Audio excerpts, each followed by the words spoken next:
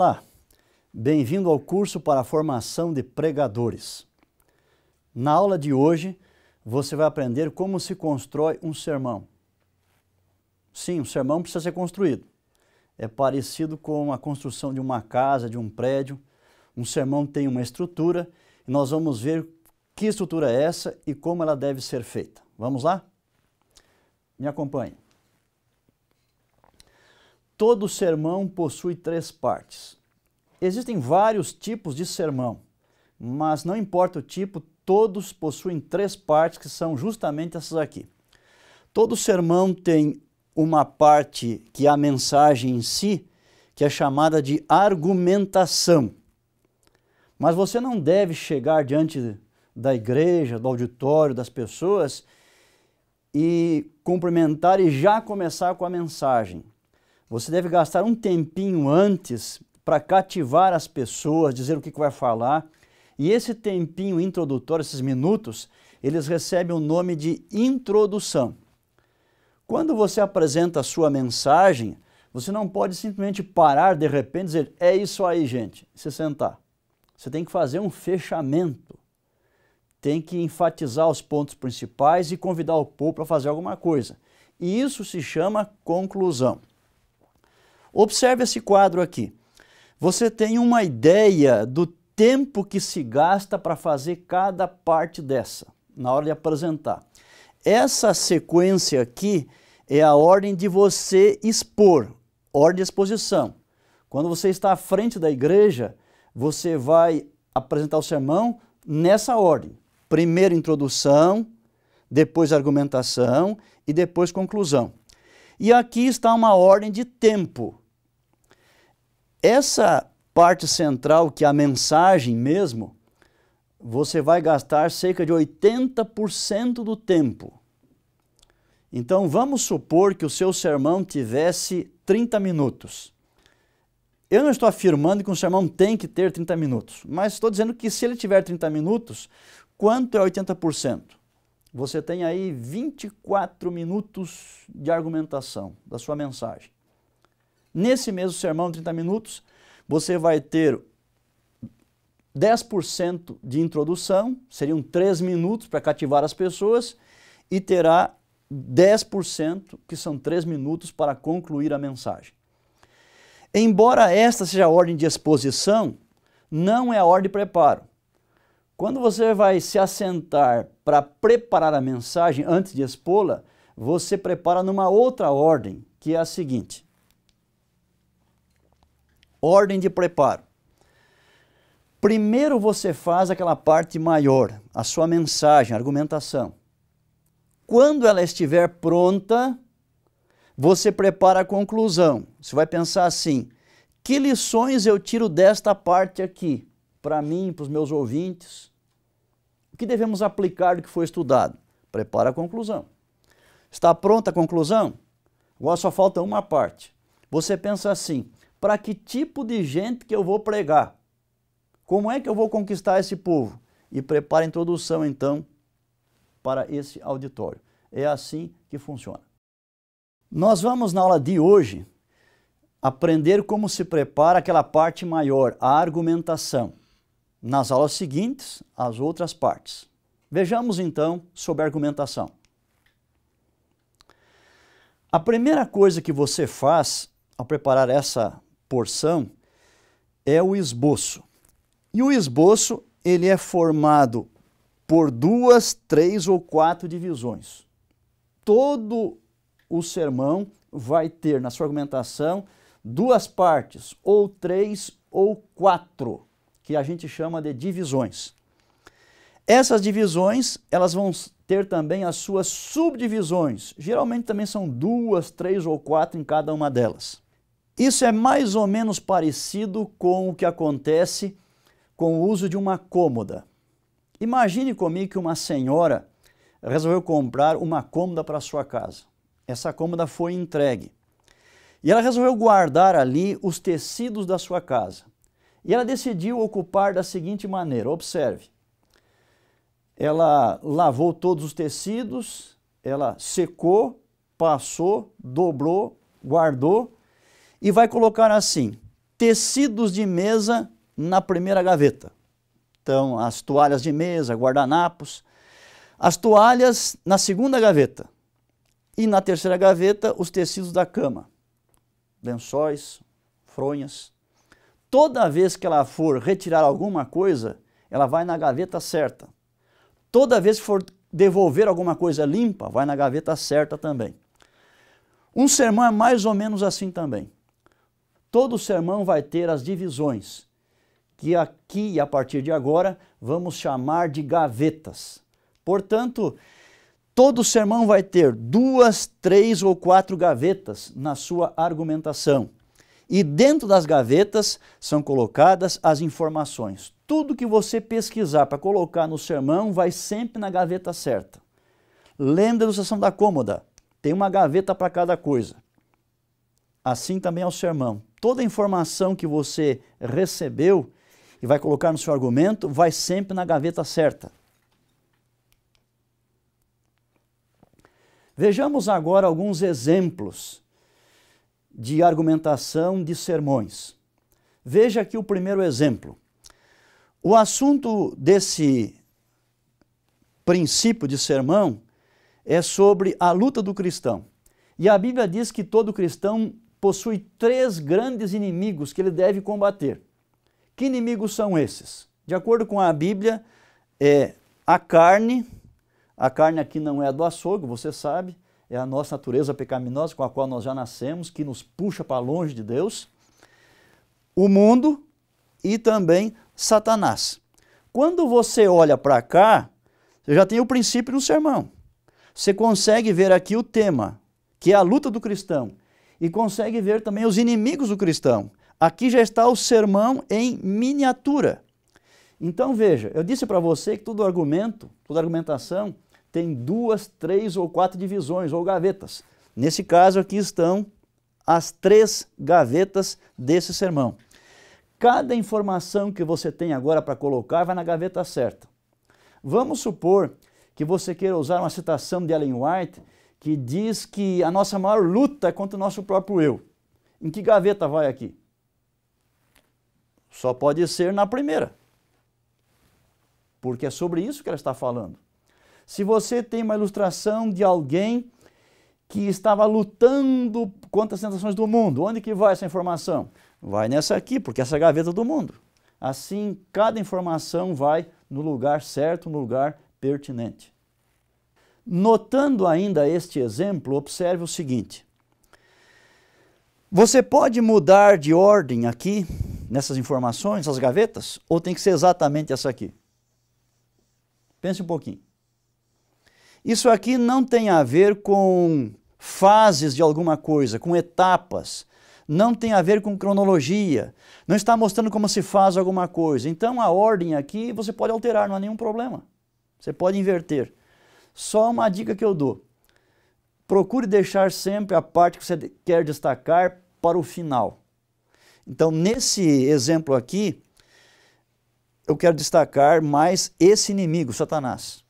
Se eu quisesse destacar o mundo, por exemplo, eu deixaria essa seção aqui como sendo a última, porque é o meu enfoque. É assim que a gente faz. Um segundo exemplo. Imagine que eu queira preparar um sermão sobre dons espirituais. Essa é uma doutrina muito clara no Novo Testamento. Estou preparando o meu sermão. E então eu apresento aqui na argumentação 3 divisões ou 3 gavetas. Então observe. Primeira, estou fazendo na forma de perguntas. O que são dons espirituais? Segunda, quem recebe os dons espirituais? Terceira, como utilizar os dons espirituais? De novo aquela pergunta. Essa ordem está boa ou eu posso modificar? Pense outra vez. Nesse caso eu não posso mudar a ordem, porque a lógica exige que seja desse jeito. Não tem nenhum significado eu estar explicando quem recebe dons e como usá-los, se primeiro eu não deixei claro o que são os dons. Então a lógica exige que essa seja a única sequência a ser adotada. O terceiro exemplo que eu menciono é baseado em um único texto bíblico. Como eu disse, há vários tipos de sermão, mas um tipo de sermão é aquele que você fica o tempo todo só num texto, é um texto mais longo. É este caso aqui. O texto escolhido é uma parte do que é conhecido na Bíblia como o Sermão da Montanha. Então vejam, aqui estão os versos do capítulo 6. Este sermão aqui também tem 3 gavetas. Observando por que está escrito, você percebe qual é o tema. Descobriu? O tema aqui tem a ver com ansiedade. E Jesus falou sobre isso porque era uma preocupação já lá nos seus dias. Então veja, a primeira gaveta, não ficar ansioso sobre o alimento. Segunda, não ficar ansioso quanto ao vestuário. E a terceira, não ficar ansioso quanto ao futuro. Isso aqui dá um bonito sermão também, baseado nesse texto da Palavra de Deus, do Evangelho de Mateus. Um outro exemplo também vem do livro de Mateus. Na verdade, as últimas palavras do Evangelho de Mateus, capítulo 28, esse texto aqui ele é conhecido como a grande comissão de Jesus. E você lendo, analisando, percebe 3 ideias bem claras que estão ali, que são estas. A autoridade de Jesus, ali é dito que ele tem autoridade no céu e na terra. A comissão de Jesus, que ele nos mandou fazer, você lembra? Devemos ir, devemos pregar, anunciar, batizar. Tudo isso faz parte da comissão de Jesus. Em especial, é fazer discípulos. Fazer discípulos é o ponto focal desta comissão. As outras informações fazem parte do processo. Ir, pregar, ensinar, batizar. Mas o fazer discípulo é a ênfase. E a terceira é a promessa de Jesus.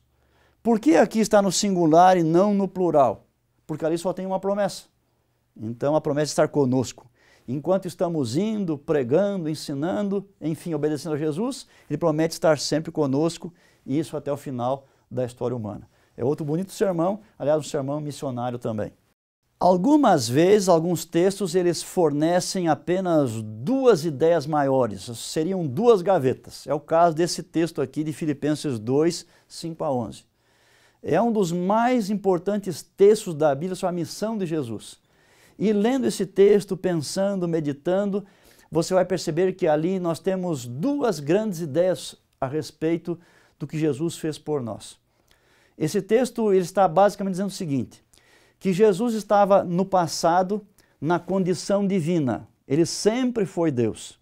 Estava lá no alto, no mais alto possível, mas para nos salvar ele começou a descer uma grande escada, foi descendo, descendo, descendo e chegou lá ao mais fundo possível, que foi morrer numa cruz, e fez isto porque nos amou.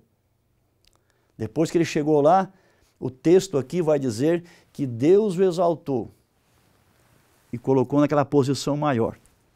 Logicamente que Jesus não podia ser nada mais do que havia sido no passado, sempre, Deus. Embora agora ele fosse mais compreendido pelo universo, mais amado por aquilo que ele fez. Mas é um texto espetacular e tem essas 2 ideias. Uma é a sua humilhação e a outra a exaltação. Essa aqui não se cumpriu totalmente ainda. Depois da ressurreição e ascensão, ele assentou-se junto ao seu Pai no trono. Mas o texto está mencionando que um dia todo o universo, toda criatura, irá se ajoelhar diante dele e confessar que ele é Senhor. E isso está no futuro, não aconteceu ainda. O exemplo número 6 que menciono para você. Alguns textos fornecem 4 ideias maiores. Vamos formar 4 gavetas. É o caso desse exemplo aqui, que nos vem do livro de Jeremias, capítulo 9, verso 23 e verso 24. Ali basicamente diz assim, ó, não confie o sábio na sua sabedoria, não confie o forte na sua força, não confie o rico nas suas riquezas, mas aquele confiar, confie no Senhor. Aqui está. São 4 ideias. Uma outra coisa importante que eu menciono é assim, a gente procura deixar sempre a parte positiva e otimista da mensagem para o final. Vejam, nessas 4 gavetas, você tem 3 ideias negativas, essas 3 primeiras aqui. Não merece nossa confiança. E tem uma positiva, e deixa essa então para o final. Para você então levar o pensamento num crescendo e deixando sempre para o final o que é positivo, o que é melhor, aquilo que é esperançoso. Vamos agora para o último exemplo. Um sermão feito usando vários textos da Bíblia Sagrada sobre um certo assunto. O tema, o assunto é sobre o sábado, o dia de guarda. Podemos fazer aqui 3 gavetas, 3 divisões, 3 ideias principais. Então observe. A primeira é a instituição do sábado. A segunda, a sua santidade. A terceira, o propósito. Na primeira gaveta, nós vamos mencionar, então, na hora de falar, que Deus fez o sábado, que isso aconteceu na criação do mundo. Na segunda gaveta, nós vamos colocar que Deus santificou o dia e quer que nós santifiquemos também. E na terceira gaveta, para que serve o sábado? Para fazermos o bem, para adorarmos a Deus, enfim, as informações que a Bíblia nos dá a esse respeito. Você percebeu então como se inicia o preparo de um sermão? Logicamente você vai gastar bastante tempo pesquisando, tendo informações de textos, ilustrações, comentários, enfim, coisa boa para poder colocar na hora de expor. Agora vem uma pergunta: que ordem nós vamos seguir para colocar as coisas? O que vem antes, o que vem depois? Então observe algumas dicas aqui. As informações seguem uma ordem lógica, uma ordem psicológica e uma ordem progressiva. Comecemos com a ordem lógica. Eu disse para você que todo sermão tem 2, 3 ou 4 gavetas e dentro tem ideias menores. Observe esse exemplo aqui na tela. Uma pequena casa, você tem 4 ideias maiores, são os 4 cômodos ou compartimentos. Nós temos uma sala, um quarto, um banheiro e uma cozinha. Dentro de cada cômodo nós temos utensílios, aparelhos, móveis que são necessários para uma família. Quando você observa esse quadro, a disposição de diagramação, você vê que tudo está em lógica, né? Observe, fica bem ter um sofá na sala, um guarda-roupa no quarto, um fogão na cozinha? Fica bem. Observe agora o próximo quadro. Você tem basicamente as mesmas palavras, os mesmos 4 compartimentos, os mesmos móveis, utensílios, mas a disposição está trocada.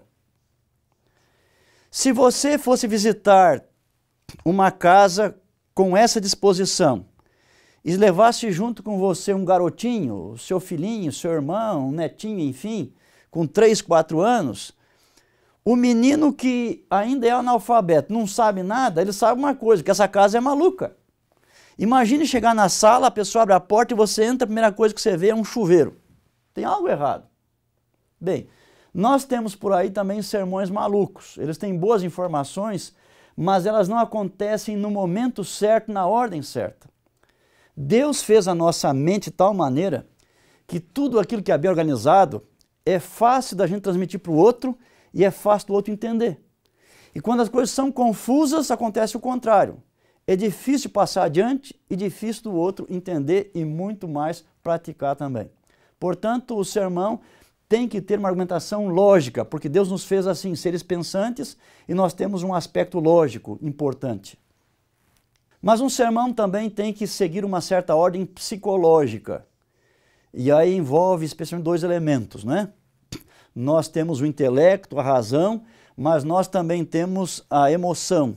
E todo sermão deve ter argumentos para o coração. Existem pessoas que fazem sermões que é tudo aqui para o pensamento apenas. Muita lógica.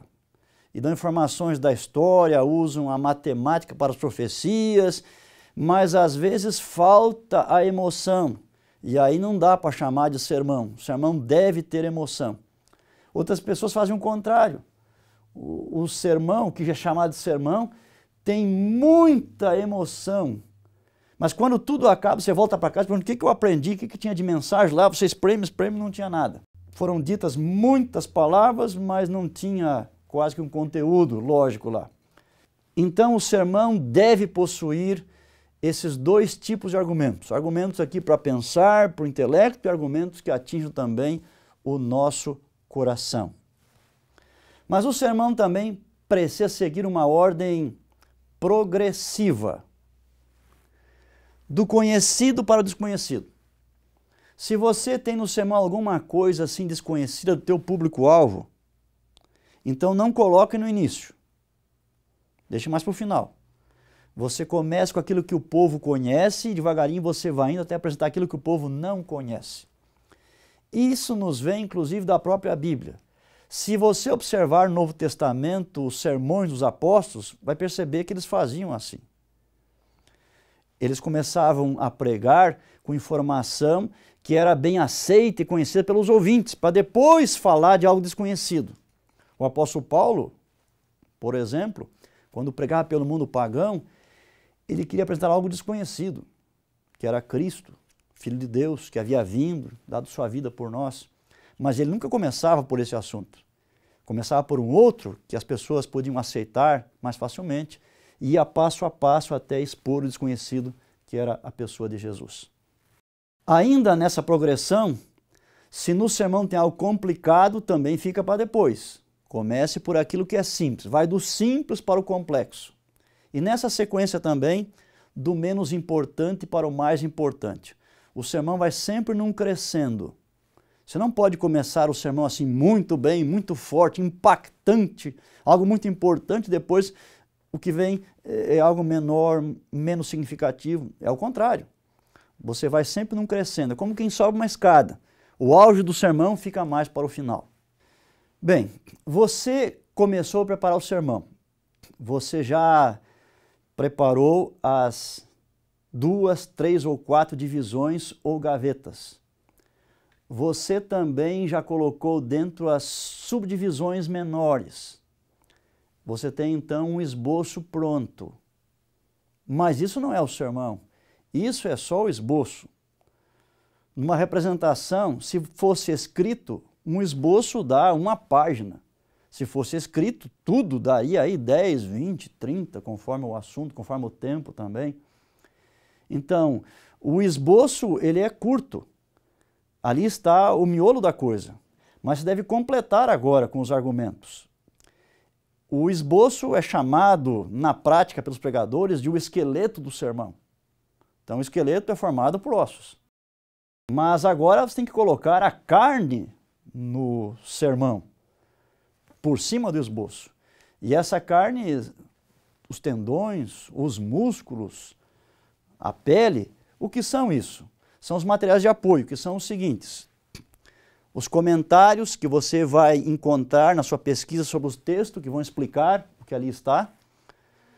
Às vezes é bom definir também alguma palavra importante do texto. Se você for pregar sobre justificação e vai usar muito essa palavra ou outras semelhantes, você deve no início dar uma definição do que é justificação, para que quando você mencionar as pessoas possam realmente acompanhar o seu pensamento. Ilustrações, você vai ter algumas ilustrações no sermão, às vezes histórias, ou metáforas, figuras de linguagem, isso é significativo, ajuda na transmissão da mensagem. Em algum sermão fica bem estatística, não é muito comum no sermão, mas pode acontecer também. E citações. Citações fazem parte, elas são importantes. Só para lembrar o que é uma citação. Uma citação costuma ser um parágrafo, umas poucas linhas de uma outra pessoa, é um outro autor. Você quer dizer alguma coisa, mas encontrou um outro autor que diz a mesma coisa com palavras melhores. Então você usa as palavras do outro autor. Às vezes é uma estrofe de um hino, às vezes é um pedaço de uma poesia, de um comentarista. Então uma citação, às vezes é curtinha, mas ela consegue ir bem ao ponto. E o autor foi mais feliz do que nós poderíamos ser com nossas palavras. Veja um exemplo aqui. Essa é uma citação sobre caráter. Observe. Cuidado com seus pensamentos. Eles se transformam em palavras. Cuidado com as suas palavras. Elas se transformam em ações. Cuidado com as suas ações. Elas se transformam em hábitos. Cuidado com seus hábitos. Eles se transformam em seu caráter. Cuidado com o seu caráter. Ele se transforma no seu destino. Veja, se eu fizesse um sermão sobre caráter ou sobre o uso dos nossos pensamentos, ficaria muito bem essa citação aqui. Iria enriquecer a mensagem. Quem preparou isso foi feliz e diz muita coisa em poucas palavras. Bem, nesta aula nós começamos a aprender como se prepara um sermão. Você percebeu que um sermão tem 3 partes. Nós estudamos a primeira parte no preparo, que é a argumentação. Nas próximas 2 aulas, vamos ter mais dicas sobre o restante do sermão. Não perca a próxima aula, que é sobre o preparo da conclusão do sermão. Fique com Deus.